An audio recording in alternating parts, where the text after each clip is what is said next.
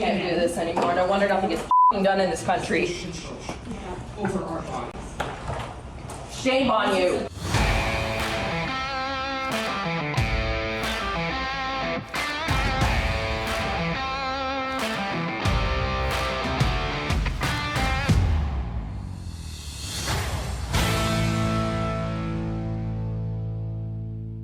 Many of you saw our video regarding the parliamentary disgrace at the Status of Women Committee, where Liberal and NDP MPs silenced domestic violence victims' testimony from Kate Alexander and Megan Walker. Well, we're pretty sure that the aftermath didn't exactly go the way the Liberals had planned. Let's take a look. So, we're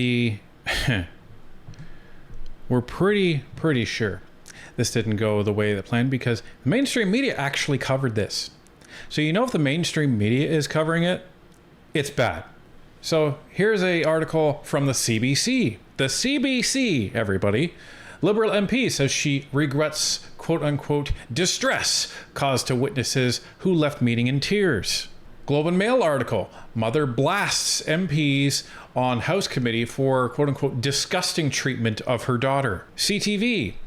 Mother blasts MP on House committee for disgusting treatment of her daughter again. So obviously the Globe and Mail and CTV were collaborating on this. I think this was a Canadian Press article. Probably. Yeah. That everybody wanted to get in on. So yeah, media didn't exactly react to this like you had hoped. Now, CTV went even further and sat down and had a chat with Miss Alexander following the committee meeting because she had some more to say. A sexual assault survivor is demanding an apology from a Liberal MP she says hijacked a meeting about violence against women.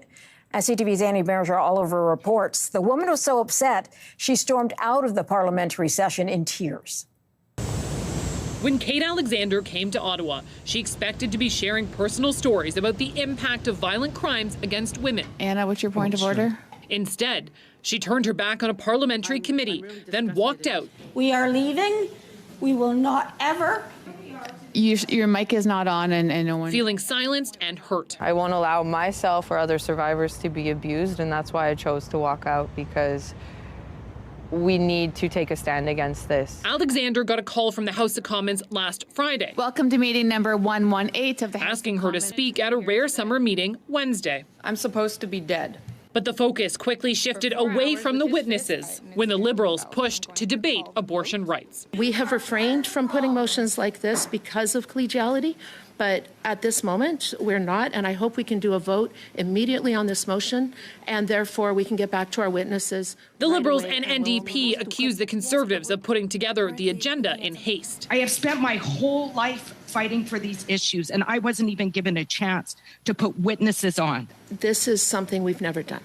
We do not use victims and survivors' trauma to try to score political points in this committee. The Conservatives disagree with that narrative, arguing the summer meeting was spurred by new data showing an increase in violent crimes. The Liberal and the NDP have completely shut out these witnesses from testifying, and it's absolutely brutal what has happened here. To Alexander, the way MPs handled the topic, heartbreaking. The conversation be hijacked and dismantled the way that it was so severely insulting. And it was intentional. Tonight, Anita Vandenbeld says she regrets the distress that this meeting caused. As for the abortion vote she brought up, Morella, it passed. So, I'm glad one of the mainstream media outlets actually paid attention to this and actually gave Kate Alexander some time to speak. And you heard Kate Alexander. She felt that this was absolutely intentional. There was nothing the Liberals wanted to do other than completely avoid this topic because it made them look terrible. And you also heard Anita when she says, this was the thing I didn't catch on the first run, but I caught it now. When she says, well, we've avoided putting motions forward like this because of collegiality, but we don't have that anymore. So therefore, we're introducing this motion. So because the Conservatives want to talk about something that the Liberals don't, that's the only reason that they brought this motion forward. And the other thing, can we talk about her quote unquote apology. I'm sorry if the witnesses felt, you know, uncomfortable or however she had phrased it. It wasn't, I'm sorry that what I did was offensive to not only the witnesses, but all women in this country. Like, it wasn't a proper apology. No, she says, I regret that they felt distressed. Right. Equivalent to, well, it's unfortunate they felt that way. Or it's like, I'm sorry you feel that way. Who here has gotten like an apology like that from a narcissist? Like, it's gross. It's meaningless. It's trashy. I would rather you just be quiet and not say anything at all. Well, and there was a part at the end of Michelle Ferreri's Facebook Live video that we didn't show yesterday, and we're going to show it now, where it actually reflects and dovetails right into that observation that we just made about Anita when she was saying, well, you know, we didn't have collegiality, you know, anymore, so that's why we're bringing this forward. Listen to the threat that this lady, this liberal, this quote unquote feminist said to Ferreri at the end of the meeting, and this is after the witnesses stormed out crying. And then at the end of the meeting, they tried to filibuster it. This same Liberal MP said, as soon as the cameras turned off, she said, every time you hold this meeting, we're going to do this. We're going to keep bringing back abortion meetings. We're going to keep bringing back abortion motions. So in a crisis, a domestic violent crisis, this is the games. And then they're claiming that we're playing games. We offered more meetings. They want to hear from more people. It was the most disturbing thing I've ever seen. That's beyond disgusting. That if you guys want to talk about this crisis that's happening in Canada where women are literally dying, we're going to shut it down with this fake abortion talk, because we all know that abortion is not under threat in Canada. Yep. Like, you know, you're taking something that's very, very serious and interrupting it with something that's not serious at all because it's a non-issue in this country right now. Like, yeah, that's what they're doing. You might as well talking about outlawing snow. Like that's as likely as it is that they're going to do anything about abortion. So, yeah, this is kind of, you know, what's happened in the aftermath. This is a political debacle for the Liberals. Thank goodness. And thank goodness the media actually picked up on this. And the other thing that we were able to actually get is some footage from inside the room that we actually couldn't see on the Parleview cameras. So right when Kate and Meghan decided to leave, somebody inside the room, pretty sure they weren't allowed to do this, hit record. This is what happened. Shame on you. I'm done. This is about protecting. We can't do this anymore. No wonder nothing gets done in this country. Over our bodies. Shame on you. So that's what the in-room mics didn't pick up. And Kate's absolutely right. No wonder nothing gets done in this country. And, you know, honestly, I think she handled it well.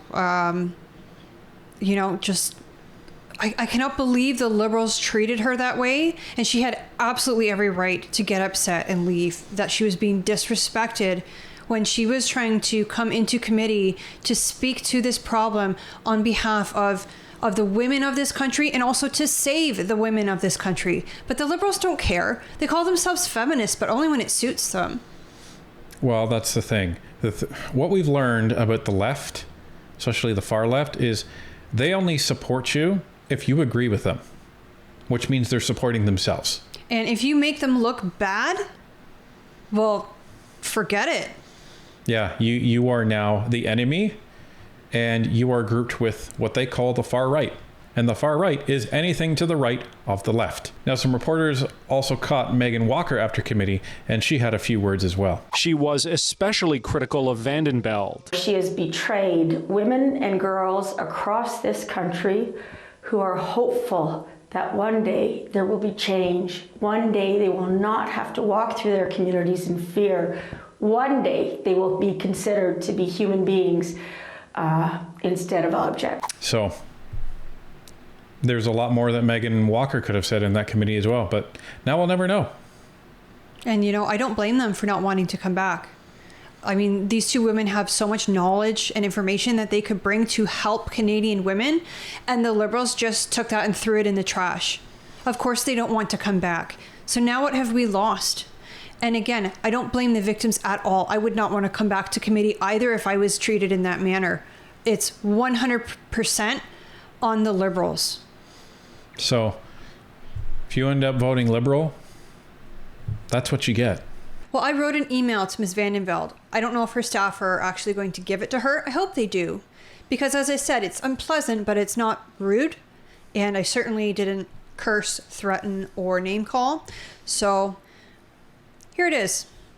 Ms. Vandenbeld, I felt compelled to write to you regarding the Standing Committee on the Status of Women, which was held on July 31st, 2024. I am utterly appalled at the behavior that you and your Liberal NDP committee members demonstrated in this meeting and the disrespectful way in which you treated the witnesses who attended. As you know from the StatCan report, intimate partner violence has increased 75% under your party's governance, which is indicative of a serious problem in Canada. Instead of listening to the witnesses who are advocates, one of whom was present in committee on the anniversary of the brutal attack that nearly ended her life, you chose to put forward a motion to debate an unrelated topic. This topic has not been discussed in this particular committee meeting for some time, and it was not a pressing issue. It instead appeared to be an attempt to hijack the committee away from its purpose of questioning Ms. Alexander and Ms. Walker. It was very obvious to Canadians watching that this was an orchestrated attempt to silence the witnesses, one of whom was a victim of the very violence that the committee was there to discuss. The manner in which the witnesses were treated was disgraceful. For a party that touts itself to be a proudly feminist government, you were able to re-victimize a survivor of intimate partner abuse while also showing Canadian women that you do not care about the sharp rise in violence directed towards them. Your behavior and that of your Liberal NDP colleagues is unbecoming of members of Parliament who have been democratically elected to represent constituents of all political beliefs, genders, races, and creeds.